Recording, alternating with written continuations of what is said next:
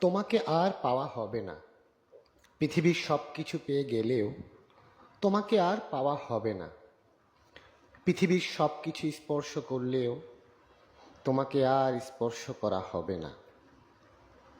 পৃথিবীর সব কিছুকে ভালোবাসলেও তোমাকে আর ভালোবাসা হবে না।